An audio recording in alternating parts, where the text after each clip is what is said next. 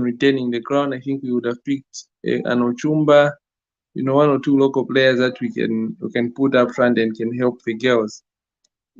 Part of transition, it's good for the transition because we're guaranteed that in the next 2-3 years, we will have players that will be ready to take over from a number of players in the Copper Queens that may lose form.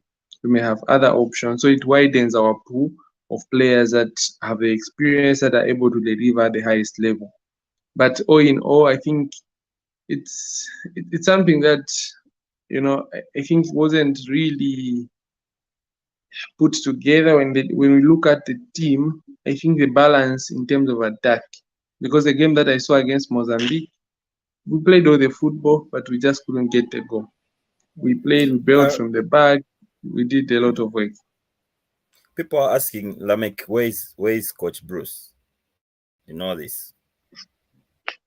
Coach Bruce is around. If you look at the Morocco match, the second friendly that we won, is it 6-2? He missed that match because of health concerns, and then leading up to today, I think he hasn't really gotten back to full fitness. So he is around, but standing on the bench requires a lot of energy, it requires a lot of effort, and I think he's providing a lot of support to the technical bench that sit on the bench during matches. He's in the background providing a lot of support to the coaches there, and it's also up to the coaches now to say, a Bruce Moape won't be, for me, I don't think, it's right. I know, this is something that may come with a lot of different views, but I think tournaments such as the COSAFA and these 1, 2 other 3 regional tournaments should be led by not the senior coach, which is Bruce Moape, but maybe by the assistants, so that we also give them a platform to enhance their skills. Yes, we want to win, but we want to develop in all aspects. We don't only want to have like a one Bruce Moape alone. We also want to have someone else that can take over in a case that Bruce Moape isn't around. So right. coaches such as Coach Florence. Yes, Ruben. Hello? Ruben?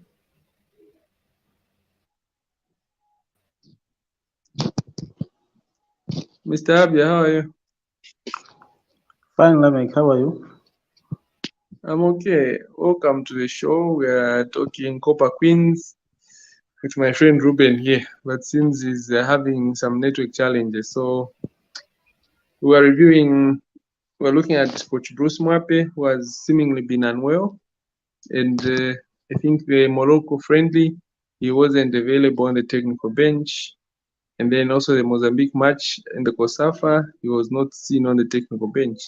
So I think that's where we're trying to break it down. So I don't know what you think about Bruce Moape, about the team in general, the 0-0 draw with Mozambique, the many chances created by Zambia, but failure to convert. All right. I think the information that I have is that I think I believe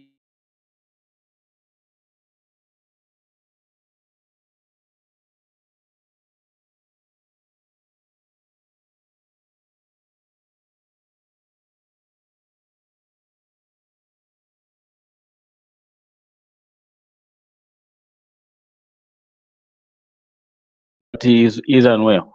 So I think the draw against Mozambique, we can't say no, we registered draw just because Coach Bruce Moape is not there. No. I think this time around we are using this tournament just to find potential players who can play at a higher level in case of Babla Banda is injured. Leto Kundananje is injured, and these dependable players they have injured. Ramek, I may outline the case of Grace Chanda and Hase Onari in that situation.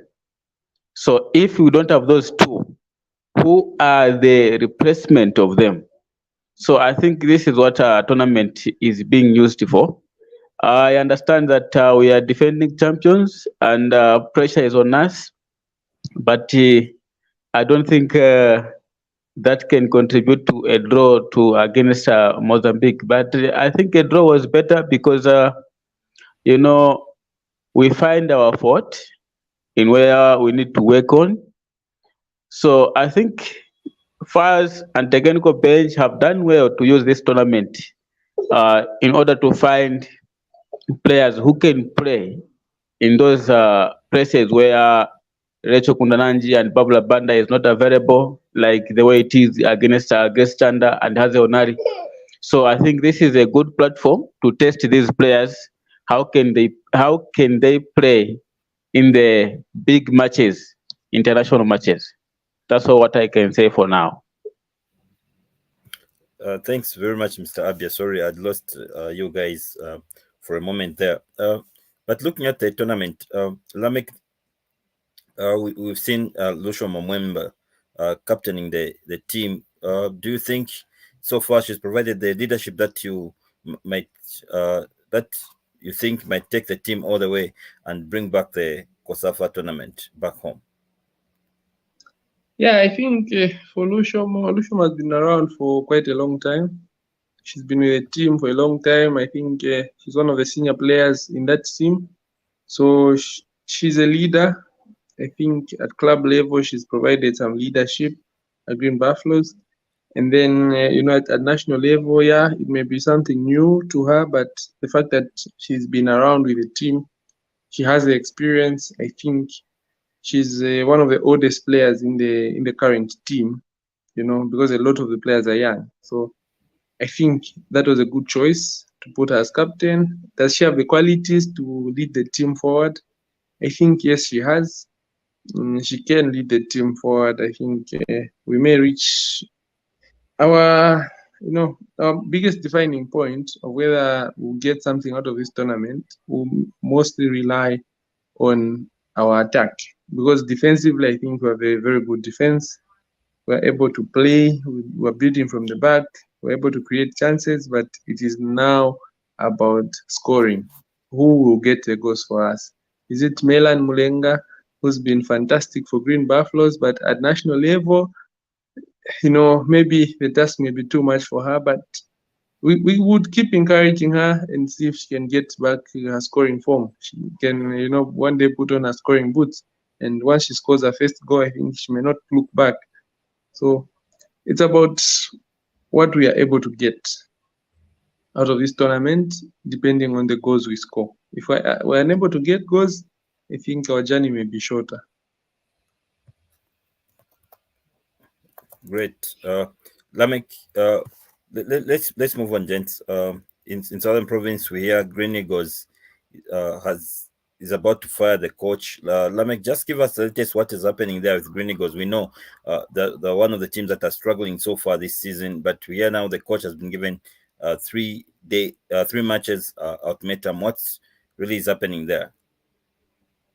Yeah, Coach Alex Namazawa took over from Agre Chiange when Agre Chiange was let go. And I think last season was more of a transition season for him, because the differences in philosophy of how the team played under Chiangi and how Namazawa wants to play, I think this is one of the most difficult transitions any team can have.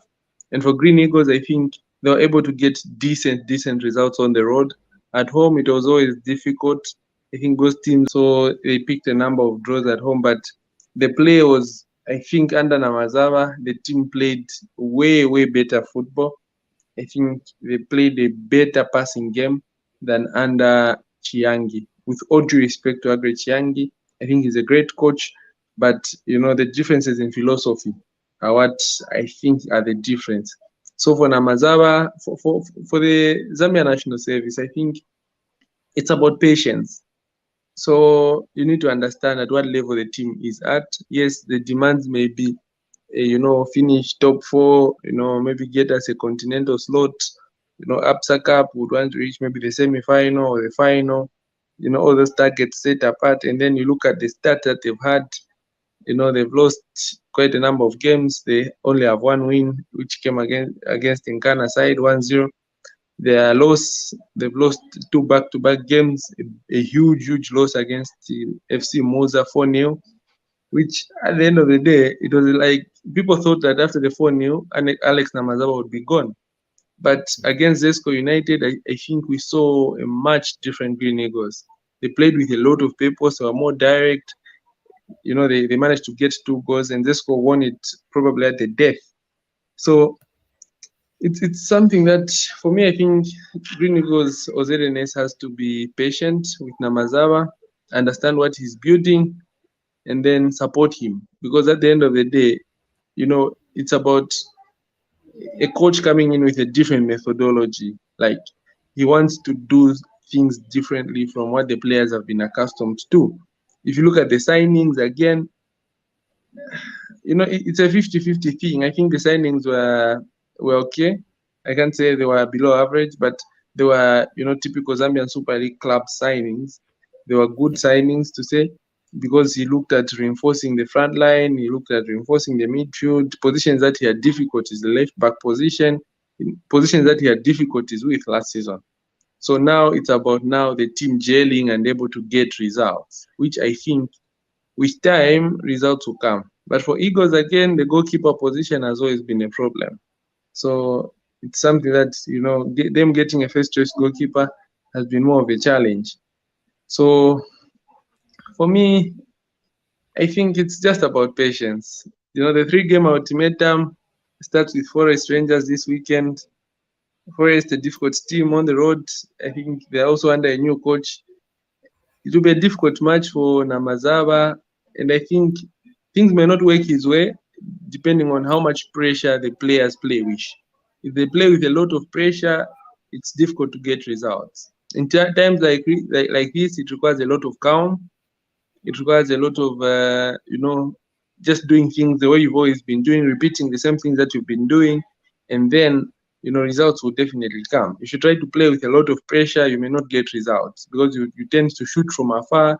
You are not patient in your build-up because you just want to get a goal. Because the players, again, will be affected by the fact that, Namazawa has been around the players for a long time. Under Chiangi was there, so he has a great relationship with the players. It's just now that the service has to be patient with Namazawa.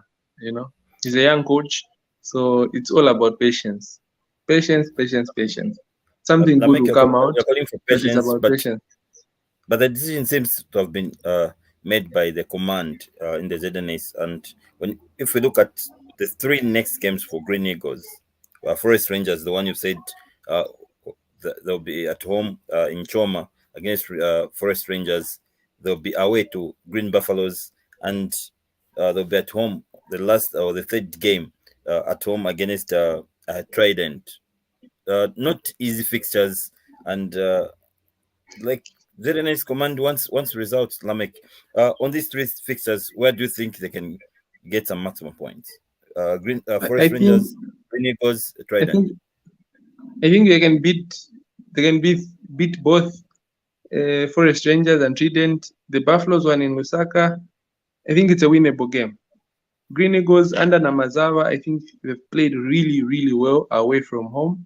Look at the match they played against Konkola. They were almost winning it. They missed a couple of chances and then ended in a draw. Look at Zesco match. Again, they played really well. They missed a couple of chances. They got punished at the end of the day. And then under Namazawa, Green Eagles managed to beat Red Arrows last season in Lusaka. So again, that is, those are signs that something positive will come. But it's about patience. The only thing that the service needs is to be patient with Namazawa. I think results will come, but it's about patience. But for me, I'm very positive. I think he'll manage to pick even 3 wins out of 3, because now it's more about playing they're playing for like to save the coach's job. So it's about the players again to say, do we do this for the coach? So sometimes, there are already rumors that Agresh Young is being contacted. One or two discussions are going on. So it may be all but done. He may just maybe lose one match from the three and then he may be fired. Or maybe, these are just rumors, speculation going around that Namazawa is being quoted again. So it's that kind of thing that for me, I just think it's all about patience. Look at Red Arrows. Red Arrows last season, they lost 8 straight matches, 8 back-to-back matches. No win in 8 matches. Them being defending champions, but they stuck with Chisi. Things started looking well. This season, Red Arrows are really looking good. With the new signings, the Diarras that have come in, Red Arrows may actually win the league. So it's about patience and understanding what the coach wants to do. It's only about patience. Results will come. Patience. Yeah. You've got for patience for Green Eagles. Let's then to the other team that is struggling in Nkana. People thought against Trident at home they might win. Abia, what's really happening with Nkana? There's a new coach now, but still same results. Ruben, the disease that has got Nkana is the same disease that has got Chelsea. We are in the same WhatsApp group. But the thing is, when you change a coach, the new coach will come with a new style of play. So I think, we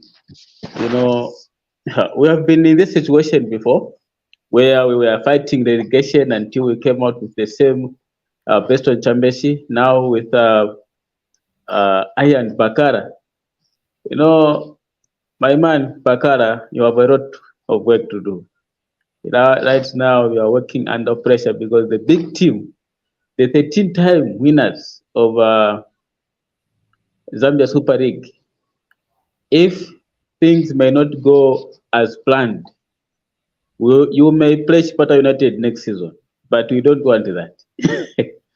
We don't want that because we are the big team. We need to show. Team like Trident, these are the team that you need to teach them how to play Super League.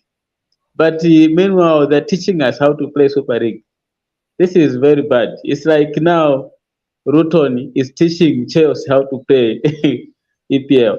So I think we need to learn one or two things. Things that we need to learn, Ruben, is about business, the way we do business in terms of transfers. You can't sell big players that are playing big role in the team minus their replacement.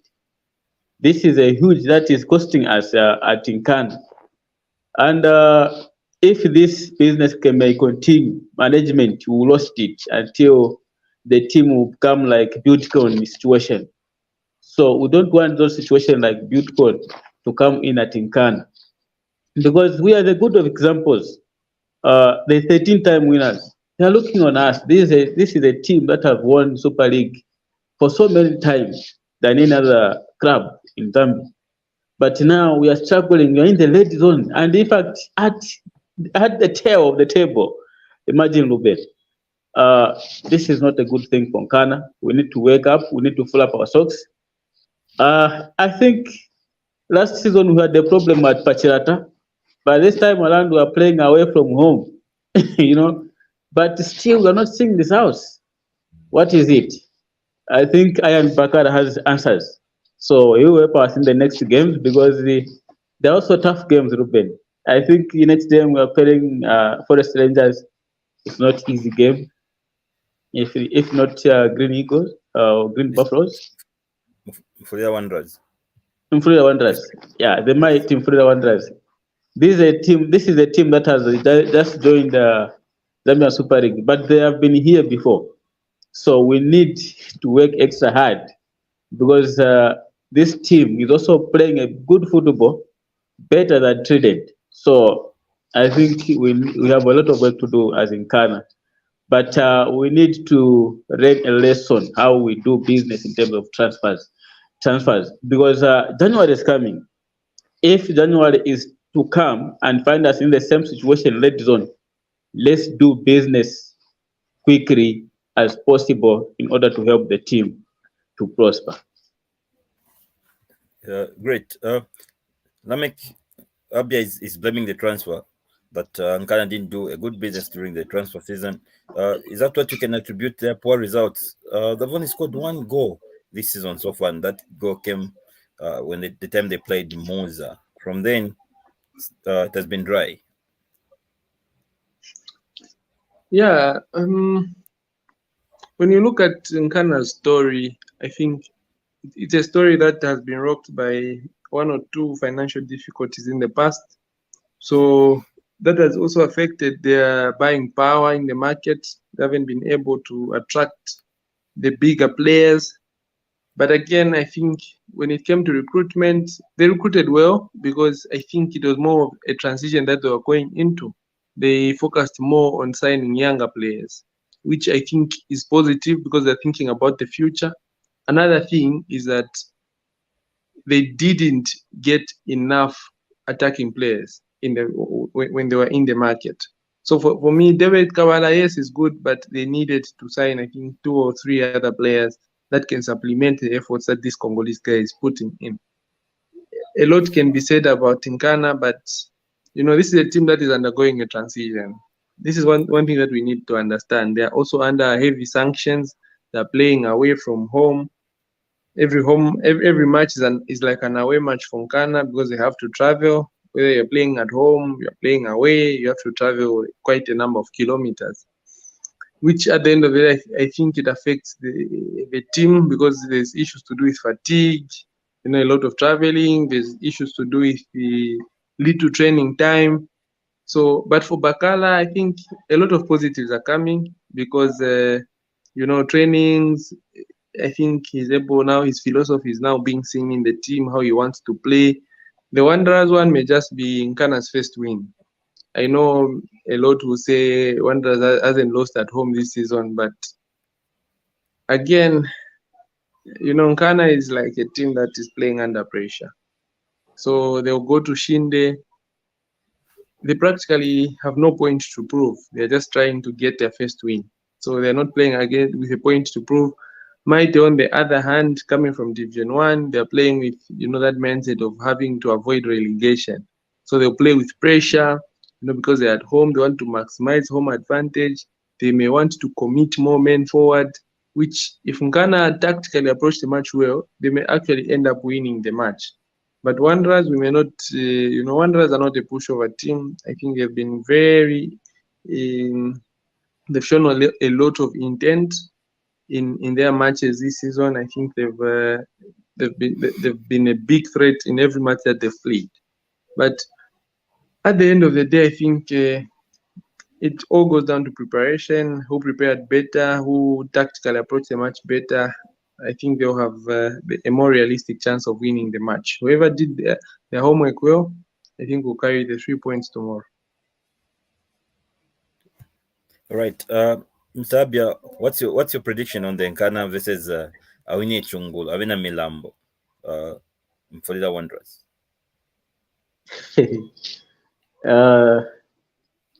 It's difficult to predict according to the situation where we are as Nkana. But if things can go well for Nkana may win 1-0. But failure to do that, we end up in a draw like 0-0 or 1-1 state of affairs. All right, great. Last week, gents, we all know it wasn't a good situation in terms of continental football. Both Moza and Power Dynamos were eliminated from CAF and continental football, from CAF and Confederation Cup. So, in terms of representation in continental football for Zambia, all the teams have been eliminated, and it's back to square one. Lamek, where do we need to improve in terms of continental? I think when we talk about continental football, I think there's been a lot of theories as to why there's been a decline in the in the performances of the teams in CAF football. One thing that has contributed heavily to the decline has been poor scouting by the clubs, and then number two, cuts in budgets. So now a lot of clubs in the ZSL have had major cuts in budgets. Look at the Zesco United. At their peak, they decided to change their model and support a more local model, where they wanted to accommodate more local players. They wanted to bully, the other clubs in the market, get the best local players available, which I think wasn't sustainable because, local players, local for local. A Friday Sam who's doing so well at Green Buffaloes may not sell that Friday Sam to Zesco United because you're competing in the same league. You are probably you have the same targets for the season, so it's always difficult like that. So Zesco's model change, I think it's one thing that other clubs also had. They had cuts in budget, they were unable to buy the high-end players. So if you're unable to go to a Congolese team, get one of the good players there. Yes, you cannot get a player from the Mazembes and the Lupopos because of their financial power. You can get, the Otabwalias where they came from, the Idris Mbombos where they came from. That has been a line, but you can only do that if you have a very active scouting network. So now it also goes back to the quality of players that the clubs have signed. Yes, the quota, people blame the quota, but if we look at the quota, South African clubs are also playing with a quota system, and it's stricter in South Africa. Look at the Mamelodi Sundowns. Yes, they have the best talents in South Africa, but every time they get a foreign player, it's someone who's coming, walk into the starting lineup, contribute heavily to the team. Look at the Mwenes, how much contribution he did to Sundowns. Look at Onyango, how much contribution he did to Sundowns. But if we start comparing punch for punch, a number of the players that some of the ZSL clubs have signed, there's a lot of things that we can learn from. So players like Amunike. Yes. You say what? Players like Amunike, the one who signed by Zanaco. Oh, Iheanacho. Iheanacho, sorry.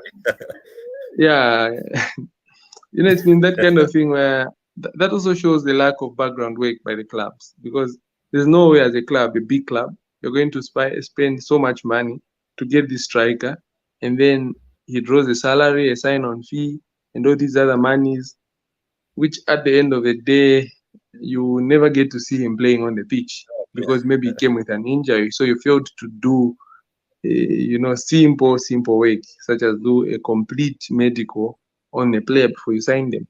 So it's also about compatibility. Certain clubs sign certain players that are not really compatible with their systems. Another thing is, let's look at the Power Dynamos. So Power Dynamos signed a baby from Trident. For whatever reason, baby hasn't been seen in action. In both matches that they played against Simba, which I think had they played him, I think maybe something would have come out of him, because he's signing. He came in with a big reputation, but now is it a case of what was the problem? Why wasn't he being played? Is it because he doesn't fit in the system that the coach is using? Is he injured? All those questions. If he's okay and he doesn't fit in the system of your coach, meaning there are more questions to say, why did they go and sign a player that doesn't, or that they will never actually get the best out of?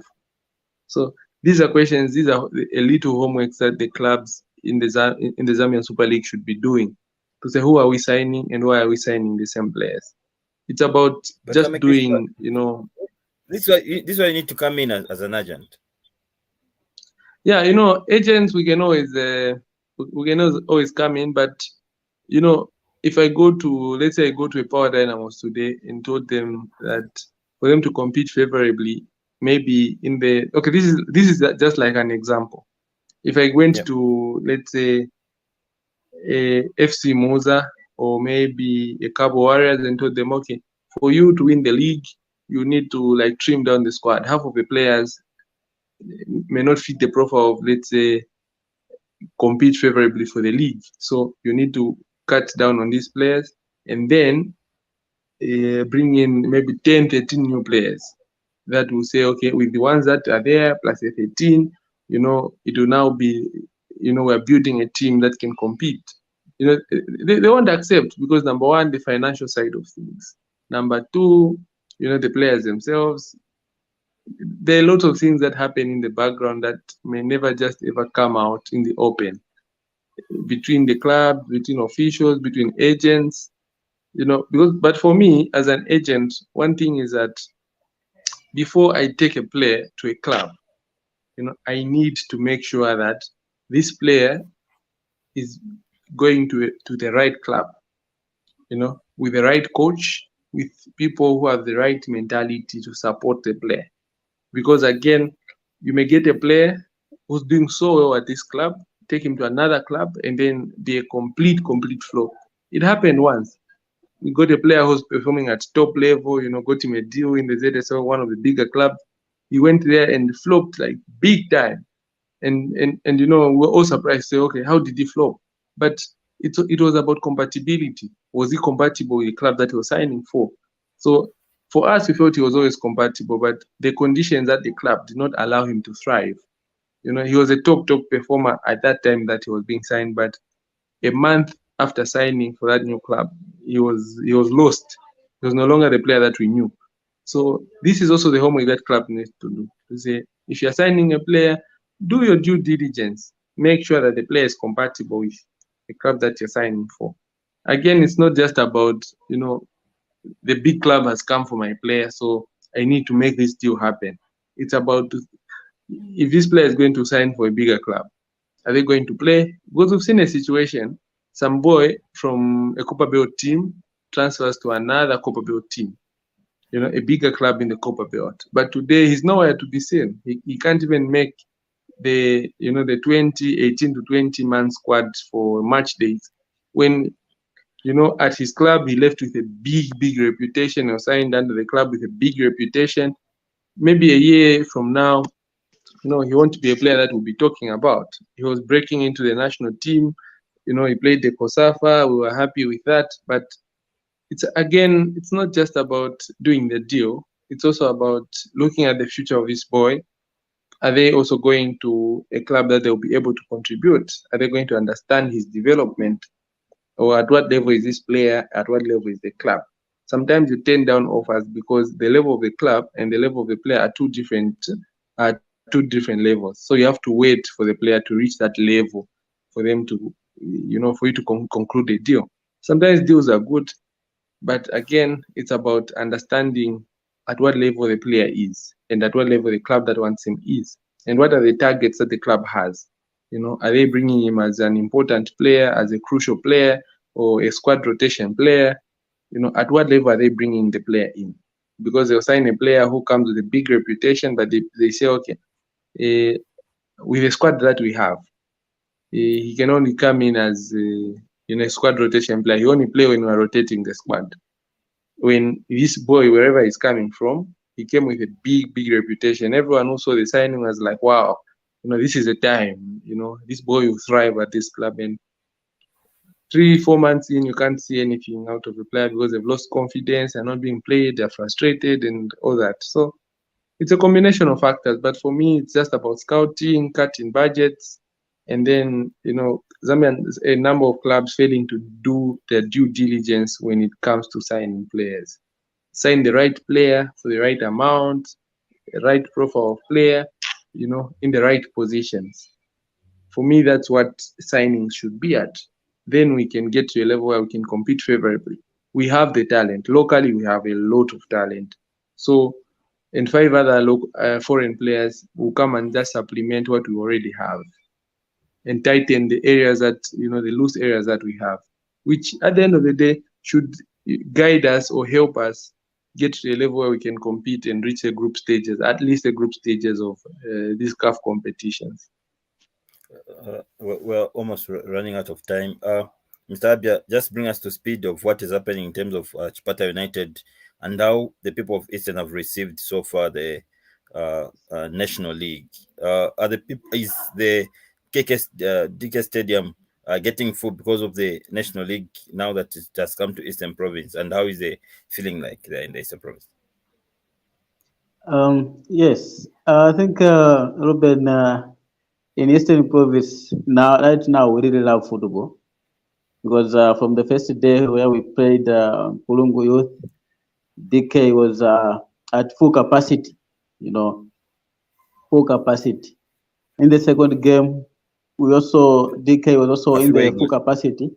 Yes, Is the game against when we Kafiwa are Eagles? yes we were playing Kafiwa Eagles where we won 1-0, and the first game we drew 1-1 with Pulungu Youth. But the attendance is overwhelming, Ruben, because Okay. despite people knowing that they will get charges of 5 quarter, 10 quarter, but they still manage to pay 10, 20, 50, 100 Ruben. This is amazing. If this may continue, will help this club to prosper in terms of financial things, logistics. They need to travel from here to play in Bulungu Harbor in Northwestern Province. They have to move from Chipata to play Quattro Kalumbila, Lumwana Radiance. All those done, they need money. But from what we have seen, people of Eastern Province love football. Imagine, Ruben, people from Petauke, Katete, Lundazi coming to watch Chipata United. Wow. Yeah, this is interesting. We thought only people from Chipata would watch Chipata United, but uh, people from other districts of Eastern Province, they're coming to watch Chipata United. And the team is also receiving a big morale from the supporters and all the different people from all well-meaning Zambians. So I think right now, as I'm speaking, the team is in Lusaka, gearing up for tomorrow's game against Atletico Lusaka at 13 hours. They'll play at Atletico Lusaka. So the team is in Lusaka right now. They have arrived in Lusaka safely this evening.